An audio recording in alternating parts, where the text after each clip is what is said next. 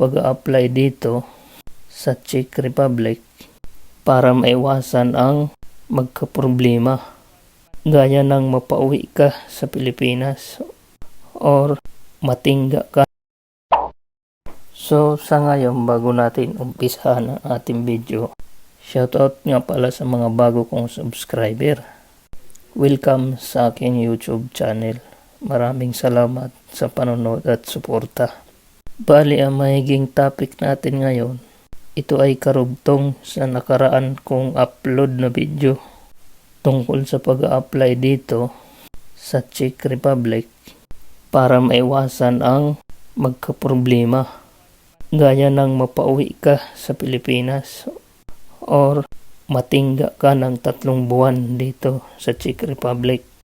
Pero bago ang lahat, kung meron man ako hindi nabanggit, ay maaari nyo na lang i-comment sa comment section at akin na lang sasagutin. Pero bago ko ipagpatuloy ang mga sasabihin ko, once na nakarating ka na dito sa Czech Republic, ay legal na po mag-apply sa ibang employer after 6 months. Pero mayroong 2 months notice or mas pamilyar sa tawag dito na 2 months surrender. Pero sa panahon ko nung ako dumating dito, wala pang agreement na pinapirmahan gaya ng mga bagong dumating dito na kailangan matapos mo ang 2 years contract. Dahil kung hindi, may babayaran ka sa dati mong employer. Disclaimer lang po. Ang lahat ng sasabihin ko po ay base lang sa experience ko at mga nasasagap sa mga kakilala ko. At lalong-lalo na wala akong intensyon na manira kahit kanino. Ang sa akin lang ay mai-share ang mga ganitong pagkakataon. Dahil gaya ko, kayo din ay naghahangad ng mas malaking sweldo. At yun lang din ang dahilan kung bakit tayo lilipat ng ibang employer na kahit papaano sa ganitong paraan na pagbibideo ko ay makakatulong sa mga nangailangan na mga katanungan na hindi mo masagot at hindi mo rin malaman sa ibang mga kakilala mo.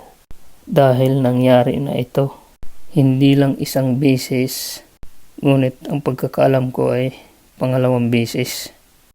Ang isa ay katrabaho ko pa, pero hindi ko na lang siya babanggitin para naman sa privacy niya.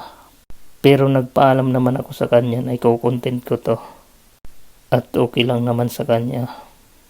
At ngayon nasa Pinas na siya, nainip siya kaya siya umuwi sa pag-aantay ng 3 months bago lumabas yung resulta ng hatol ng ministry. Ito ay mahiging isang babala na kung mag-a-apply ka sa ibang company, kailangan buo na ang desisyon mo para maiwasan ang ganitong pagkakataon na problema. Ang nangyari kasi sa kanila, na-hired sa ibang company at pagkatapos pumirma at ibinigay na mga dokumento. Ngunit nang malaman ng aming company, hinabol siya at iningkrisan ng sweldo. Ang problema, kinancel niya yung apply niya. So nangyari, naging kumpiyansa siya, hindi niya biniripay sa ministry kung nakancel ba yung apply niya sa ibang company. Para maiwasan yung ganito, dapat pag mag-cancel kayo, siguraduhin yung mag-verify kayo sa ministry ng Czech Republic kung talaga bang na-cancel na yung apply mo. Ang nangyari kasi sa kanya, after 1 year niya nalaman na hindi pala na-cancel. Kaya yan nalaman ang ganito dahil nag-apply na naman siya ng panibago. At nang mag-change employer na siya doon sa ministry, ayun, nasurpresa siya. At kinuha na sa kanya yung ministry ID sa kanya o residence ID tinatawag dito. Kaya ang nangyari, naging illegal stay siya dito na hindi alam ng aming company. Nakakalungkot man ang ganung pangyayari dahil ang gusto lang naman Sana mangyari tumaas ang sweldo o lumaki ang kita. Dahil alam naman natin lahat, kaya nag-abroad tayo dahil ang hanap natin ay kumita ng malaki kung meron naman pagkakataon. Ang mahirap lang kasi doon kung nagdadalawang isip ka dahil malalagay ka talaga sa alanganin. At kahit yung company namin at maging siya habang nagtatrabaho ay hindi nila alam na ang record pala ng kasamahan ko ay nandun sa company na in-applyan niya. Ang mahirap pa sa mga ganito dahil yung company namin naging wala nang pakialam sa kanya. Sa mga makakapanood sa video na ito, sana may kapulutan kayo na aral. At dapat nyo rin alamin sa applyan yung panibagong employer ay legal yung pag-hiring nila at dapat nyo rin alamin kung tumatanggap ng kagaya sa atin ng mga foreign worker. Kasi yung ibang mga company nag-hire kagaya nga ng kategory natin pero minsan ang hinahanap nila ay kailangan marunong magsalita ng Czech language.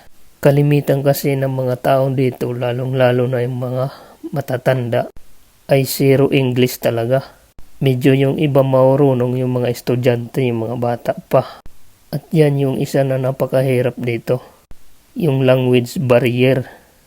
Kahit mga puti sila, parang hindi international yung English language dito.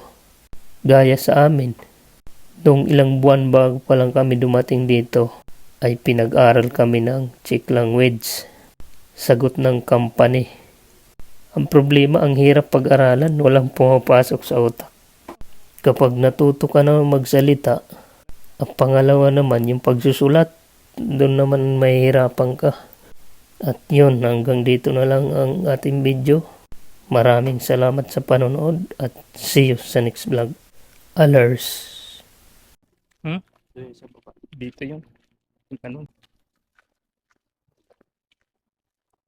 Yan pala yung aso kanina na naglalaro.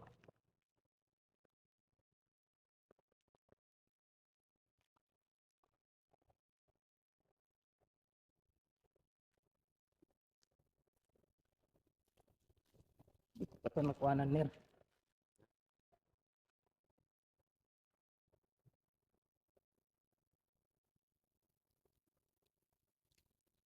Yun.